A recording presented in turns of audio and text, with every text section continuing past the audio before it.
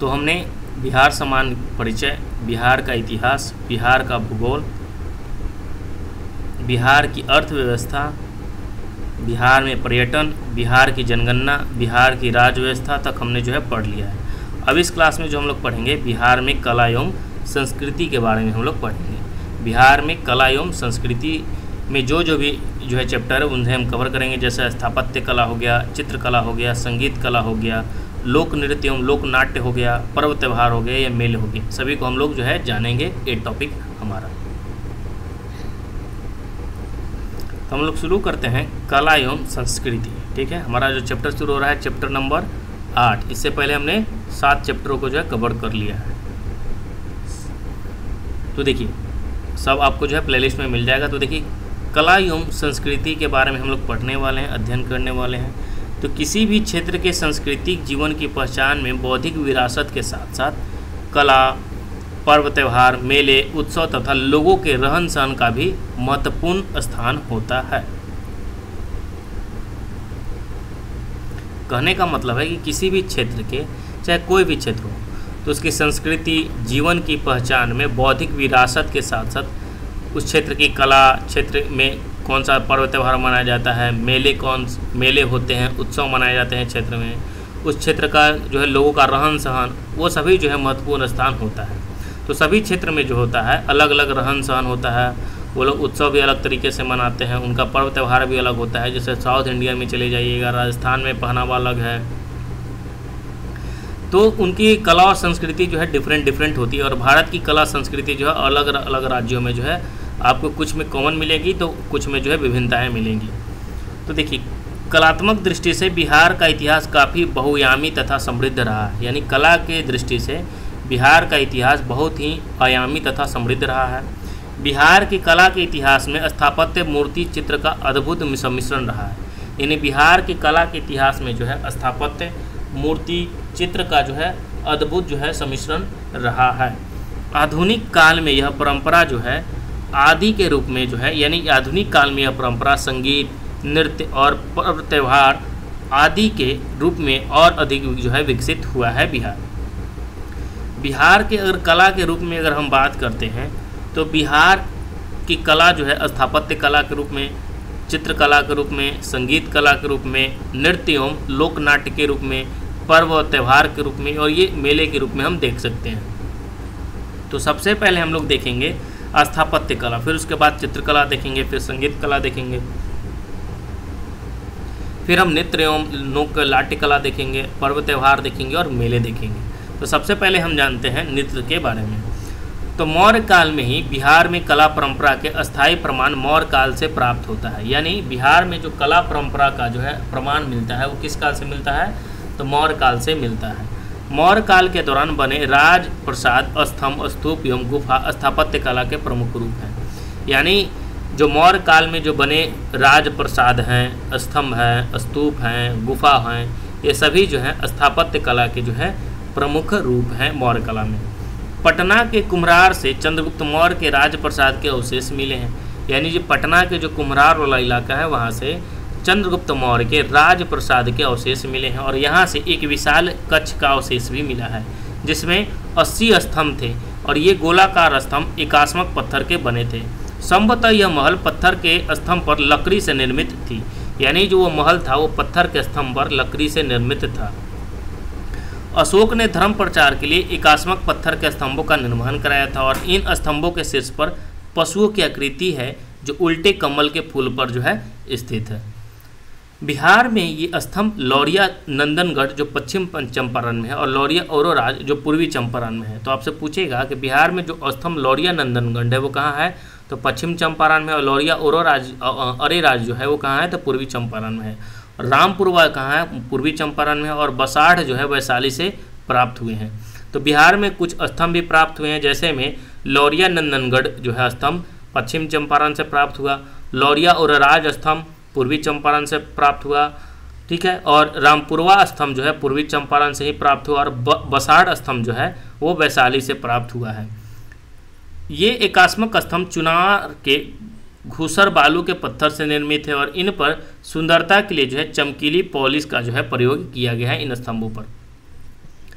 आजीवक संप्रदाय के अनुयायियों के लिए अशोक एवं उसके पौत्र दशरथ ने बराबर एवं नागार्जुन के पहाड़ियों में गुफाओं का निर्माण कराया था। यानी जो आजीवक संप्रदाय के अनुयायी थे उनके लिए अशोक और उसके जो पोता था बराबर उसका पोता था दशरथ, ठीक है, तो उसके पोते ने जो है बराबर एवं नागार्जुन के पहाड़ी में गुफा का निर्माण कराया था और गुफाओं के भीतरी भाग पर चमकीली पॉलिश का उपयोग उसके प्रमुख विशेषता है। और गुफाओं के अंदर जो है चमकीली पॉलिश करवाया था और वो जो है गुफा की जो है विशेष प्रमुख जो है विशेषता है वही।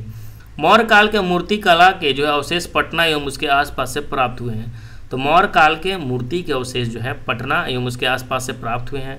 पटना से यक्ष की 2 मूर्तियां प्राप्त हुई हैं और ये हल्के भूरे रंग के बालू के पत्थर से निर्मित है। यानी पटना से जो है यक्ष के 2 मूर्तियां प्राप्त मिले जो हल्के भूरे रंग के बालू के पत्थर से निर्मित है। पटना के लोहानीपुर से पुरुषों के नग्न रूप की 2 मूर्तियां प्राप्त हुई और संभवतः यह जैन तीर्थकर की मूर्तियां हैं, क्योंकि दिगंबर जो जैन लोग थे, जैन धर्म के अनुयायी थे, वो क्या है नग्न अवस्था में रहते थे। तो जो 2 नग्न मिले हैं मूर्तियां वो जैन तीर्थकर की मूर्तियां हैं और इनका निर्माण जो है जैन शैली में कायोत्सर्ग मुद्रा में हुआ है। यानी कायोत्सर्ग जो है मुद्रा में हुआ है जैन शैली में। पटना सिटी के दीदारगंज के एक स्त्री की मूर्ति मिली है जिसे यक्षी या स्त्री रत्न का नाम दिया गया है। तो पटना सिटी में दीदारगंज से एक जो है स्त्री की मूर्ति भी मिली है जिसे यक्षी या स्त्री रत्न का जो है नाम दिया गया है। और भूरे रंग के बालू पत्थर से बनी यह मूर्ति नारी की शारीरिक सौंदर्य को सूक्ष्म रूप से जो है प्रदर्शित करता है। फिर है पाल कला। पाल काल में पाल काल के दौरान स्थापत्य एवं मूर्ति कला के रूप में जो है अवशेष भी मिले हैं। जैसे में उदंतपुरी और विक्रमशिला महाविहार पाल काल के स्थापत्य के प्रमुख उदाहरण हैं और इनका निर्माण जो है ईंटों से किया गया है। आंगन के चारों ओर बरामदे तथा बरामदे के पीछे भिक्षुओं के निवास के लिए कमरे इसकी प्रमुख विशेषताएं हैं। गया में जो निर्मित विष्णु पद मंदिर है वो पालकालीन मंदिर स्थापत्य का जो है अत्यंत सुंदर उदाहरण है। तो गया में निर्मित है विष्णु पद मंदिर, वो पालकालीन मंदिर स्थापत्य का अत्यंत जो है सुंदर उदाहरण है। पाल कला में मूर्ति कला में पत्थर एवं कांसे दोनों का प्रयोग हुआ है और कांसे की मूर्ति के प्रमुख रचनाकार धीमन एवं विठपाल थे। ये पाल शासक धर्मपाल एवं देवपाल के समकालीन थे और कांसे से बनी ये मूर्तियाँ सांचे में ढली थी और इसके अनेक नमूने नालंदा एवं कुर्कीहार से प्राप्त हुए हैं। पाल काल के पत्थर की मूर्तियाँ काले बेसाल्ट पत्थर की बनी हुई हैं और ये पत्थर जो है मुंगेर की पहाड़ियों से प्राप्त किए गए थे और इन मूर्तियों पर जो है बौद्ध एवं हिंदू धर्म के जो है विशेष प्रभाव था। अब हम जानते हैं मध्यकालीन स्थापत्य के बारे में। तो देखिए तुर्क काल के सबसे महत्वपूर्ण इमारत बिहार शरीफ स्थित मलिक इब्राहिम या मलिक बया का मकबरा है और इसका निर्माण जो है 1353 ईस्वी में हुआ था और इस पर जो है तुगलक शैली का प्रभाव था। तो मध्यकालीन स्थापत्य के कला के बारे में हम लोग देख रहे हैं। अफगान शैली का सर्वश्रेष्ठ नमूना शेरशाह का मकबरा है और इसका निर्माण सासाराम में 1545 के मध्य हुआ था और झील के मध्य अष्टकोणीय आकार का यह मकबरा एक चबूतरे पर बना है जिसके चारों तरफ सीढ़ियाँ हैं और इसकी छत एक बृहत गुंबद है और इसके अतिरिक्त सासाराम में हसन खां एवं इस्लाम शाह का भी मकबरा है। तो हसन खां और इस्लाम शाह का मकबरा भी कहाँ है? सासाराम में है। अब जो है मुगल शैली की इमारत की बात करें तो मुगल शैली की इमारत बिहार में सबसे सुंदर उदाहरण 1617 ईस्वी में निर्मित शाह दौलत का मनेर स्थित मकबरा है। आप जाकर देख सकते हैं मनेर शरीफ का दरगाह। इस जहांगीर के शासनकाल में बिहार के प्रांतपति इब्राहिम खां काकर ने बनवाया था और इसका जो निर्माण था लाल बलुआ पत्थर से हुआ है और सुंदर जालियां, ऊंचा चबूतरा और भव्य गुंबद उसके जो है मुख्य आकर्षक हैं। तो ये भी आप देख सकते हैं जो है मनेर का जो है मकबरा मनेर स्थित मकबरा है। तो मनेर स्थित जो मकबरा को किसने बनाया था? तो बिहार के प्रांतपति थे इब्राहिम खां काकर, उन्होंने ही मनेर का जो है मकबरा बनाया था मनेर में, ठीक है। और इसका निर्माण लाल बलुआ पत्थर से हुआ और सुंदर जालियां, ऊंचा चबूतरा और भव्य गुंबद इसके मुख्य जो है आकर्षक हैं। अब यूरोपीय स्थापत्य की हम बात करते हैं तो देखिए गोथिक शैली में पटना समाहरणालय, पटना कॉलेज भवन तथा बीकानेर चर्च एवं पटना सिटी स्थित पादरी की हवेली प्रमुख उदाहरण है यूरोपीय स्थापत्य का और इस पर जो है हॉलैंड शैली का प्रभाव मिलता है देखने को। नवीन यूरोपीय शैली में पटना का राजभवन, पटना सचिवालय और उच्च न्यायालय का निर्माण कराया गया है यूरोपीय स्थापत्य कला में ही, ठीक है। ये नवीन यूरोपीय शैली में है। गोल घर देख लीजिए, यूरोपीय निर्माण कला के गुंबद कला का जो है प्रमुख नमूना आपको देखने को मिल जाएगा पटना में। हिंद इस्लामी शैली में जो है पटना संग्रहालय और सुल्तान पैलेस का निर्माण कराया गया है। हिंद इस्लामी शैली में पटना संग्रहालय और सुल्तान पैलेस का जो है निर्माण कराया गया है। अब आइए हम जानते हैं चित्रकला के बारे में। तो पटना कलम सबसे पहले बहुत इंपॉर्टेंट है। तो देखिए 18वीं शताब्दी में पटना में मुगल शैली और ब्रिटिश शैली एवं स्थानीय कला शैली के सम्मिश्रण के एक नवीन चित्रकला शैली का उद्भव हुआ, जिसमें पटना कलम शैली का नाम दिया गया। और इस कला शैली की प्रमुख विशेषता लघु चित्रों का निर्माण था और इनका निर्माण कागज तथा हाथी दांत पर किया जाता था। इसमें मुगल की भव्यता की जगह सामान्य पर्व त्यौहार, उत्सव, जीव जंतु एवं सामान्य जीवित के चित्रों को जो है प्रावधान दिए गए हैं। अब हम जानते हैं नेक्स्ट हमारा जो है चित्रकला के बारे में। मधुबनी चित्रकला जो बहुत प्रसिद्ध है, तो मिथिला क्षेत्र की महिलाओं द्वारा इस कला के रूप में जो है प्रचलित किया गया है और इसके प्रमुख रूप से भित्ति चित्र एवं अड़िपन है। प्राकृतिक रंगों पर निर्भर इस चित्रकला में धार्मिक एवं वनस्पति चित्रों का प्रावधान है और यह जो है बिहार की प्रमुख प्रचलित चित्रकला है, मधुबनी चित्रकला। अब हम जानते हैं मंजूषा चित्रकला के बारे में। ठीक है, तो देखिए मंजूषा चित्रकला यह बिहार के भागलपुर एवं उसके आसपास के अंग प्रदेश में प्रचलित है। मंजूषा कला, तो मंजूषा कला कहाँ है, तो बिहार के आसपास और भागलपुर और अंग प्रदेश में प्रचलित है और यह स्थानीय लोक कला है जिसमें लोकनाथ को चित्रण द्वारा प्रस्तुत किया गया है और इसमें कहानी को क्रमिक एवं श्रृंखलाबद्ध रूप में जो है चित्रित किया गया जाता है और कला बिहुला बिसहरी की लोक गाथा पर आधारित है ये चित्रकला, मंजूषा चित्रकला। नेक्स्ट हमारा है थंका चित्रकला। ठीक है, तो गौतम बुद्ध के जीवन एवं उनकी शिक्षाओं से संबंधित ये चित्रकला का थंका चित्रकला कहा जाता है। यानी जो थंका चित्रकला है वो गौतम बुद्ध की जीवन और शिक्षा से संबंधित है। थंका तिब्बती भाषा का शब्द है जिसका अर्थ होता है लपेटा जा सके, जिसे लपेटा जा सके उसे थंका कहा जाता है। थंका चित्रकला भारतीय तिब्बत संस्कृतियों का जो है सम्मिश्रित जो है शैली है। अब नेक्स्ट है हमारा जादोपाटिया चित्रकला। तो देखिए यह संथाल जनजातीय क्षेत्र के रीति रिवाजों, धार्मिक मान्यताओं पर आधारित चित्रकला शैली है और जनजातीय द्वारा कपड़ों या कागज पर जादोपाटिया चित्रकारी की जाती है। नेक्स्ट हमारा है संगीत कला। अब हम लोग देख लेते हैं। ठीक है, हमने जो है सिस्टमेटिक वे में देख रहे हैं। तो देखिए संगीत कला के बारे में, तो बिहार में उत्सव, त्योहारों और शुभ अवसरों पर स्थानीय संगीत का जो है प्रचलन रहा है। जैसे बिहार में चैता हो गया, फाग हो गया, कजरी हो गया, बारहमासा हो गया, जांतसारी हो गया, नचारी हो गया, सोहर हो गया, ये सब जो है गाया जाता है। तो चैत जो होता है वो चैत माह में गाया जाने वाला लोकगीत है। ठीक है, फागुन जो होता है फागुन माह में यानी होली के अवसर पर गाया जाने वाला लोकगीत है। कजरी जो होता है यह सावन के समय युवक युवतियों द्वारा गाया जाने वाला लोकगीत है कजरी। ठीक है, कजरी भी बिहारी का संगीत कला है। बारहमासा जो है इसमें वर्ष के प्रत्येक माह की विशेषताओं का जो है गीत द्वारा वर्णन किया जाता है बारहमासा में, यानी बारहमासा नाम ही यानी प्रत्येक महीना की जो है विशेषताओं का गीत गाया जाता है।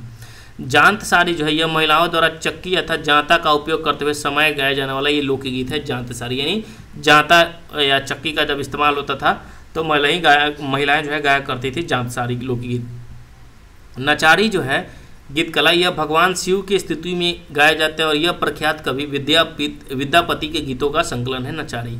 सोहर जो है शिशुओं के जन्म पर महिलाओं द्वारा जो है सोहर गाया जाता है, यानी जब बच्चा जन्म लेता है घर में तो महिलाओं के द्वारा सोहर गाया जाता है। सुंगमली जो है और लगनी विवाह के शुभ अवसर पर महिलाओं द्वारा गाया जाता है सुमंगली और लगनी। तो लगनी लगन से संबंधित विवाह के शुभ अवसर पर महिलाओं के द्वारा गाया जाता है। बटोहिया जो है यह देशभक्त से भरा गीत है और यह गीत जो है श्री रघुवर नारायण की रचना है बटोहिया। नेक्स्ट है फिरंगिया, यह देशभक्ति से भरा गीत है फिरंगिया और इसका प्रचलन स्वतंत्र आंदोलन के समय बहुत अधिक था फिरंगिया।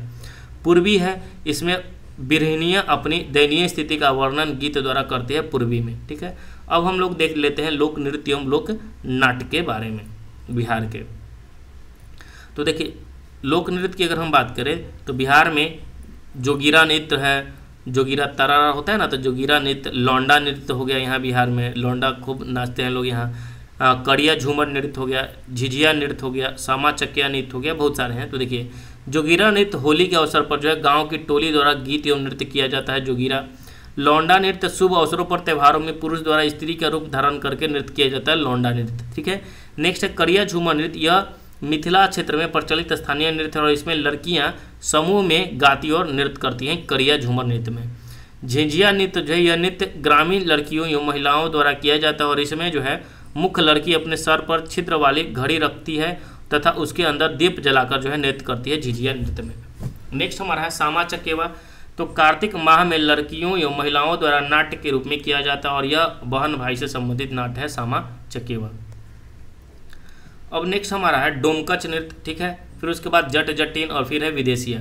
तो डोमकच क्या है, तो देखिए यह विवाह के अवसर पर बारात चले जाने के बाद घर की महिलाओं द्वारा किया जाता है और यह हास्य परिहास से संबंधित नाट्य होता है। जट जटिन जो है इसमें नाट्य द्वारा जट जटिन के वैवाहिक जीवन का जो है प्रदर्शन किया जाता है और विदेशिया जो है इसमें पुरुष तथा पुरुष द्वारा महिला रूप धारण कर नाट्य प्रस्तुत किया जाता है विदेशिया में, और यह लौंडा नृत्य का नाट्य रूप होता है और विदेशिया जो है भिखारी ठाकुर की कृति है विदेशिया। अब हम लोग जो है बिहार के पर्व त्यौहार के बारे में भी हम लोग देख लेते हैं। तो देखिए बसंत पंचमी हो गया, सरस्वती पूजा, रामनवमी यहाँ बिहार में मनाया जाता है, होली मनाया जाता है, ठीक है, शिवरात्रि मनाया जाता है, रक्षाबंधन मनाया जाता है, तीज हो गया, ठीक है, जन्माष्टमी त्यौहार हो गया, यहाँ पे विजयदशमी दशहरा जिसे कहते हैं, दीपावली त्यौहार हो गया, गोवर्धन पूजा और सबसे प्रमुख यहाँ त्यौहार जो है छठ पूजा मनाया जाता है।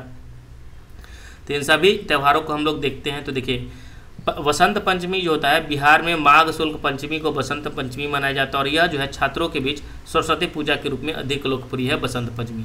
रामनवमी भगवान राम के जन्मोत्सव पर चैत्र मास में शुक्ल पक्ष के नवमी को रामनवमी मनाया जाता है और यह इस अवसर पर रामायण का पाठ किया जाता है एवं झांकी निकाली जाती है। होली जो है फाल्गुन माह में यानी मार्च महीने में पूर्णिमा का यह त्यौहार बड़ी धूमधाम से रंग गुलाल के साथ मनाया जाता है होली। शिवरात्रि जो है भगवान शिव एवं माता पार्वती के विवाह के अवसर पर शिवरात्रि मनाया जाता है। रक्षाबंधन जो है यह श्रावण माह की पूर्णिमा को यह त्यौहार मनाया जाता है। इसमें बहन भाई की कलाई पर राखी बांधती है तथा अपनी रक्षा का वचन लेती है। तीज जो है यह व्रत सुहागन महिलाओं अपने पति की लंबी उम्र के लिए जो करती है और इसमें महिलाएं कठोर उपवास करती हैं।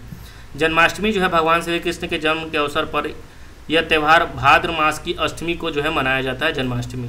विजयदशमी जो है अश्विन माह की 10वीं तिथि को बुराई पर अच्छाई की जीत के रूप में इसे मनाया जाता है और इसे दिन रावण का जो है पुतला दहन किया जाता है।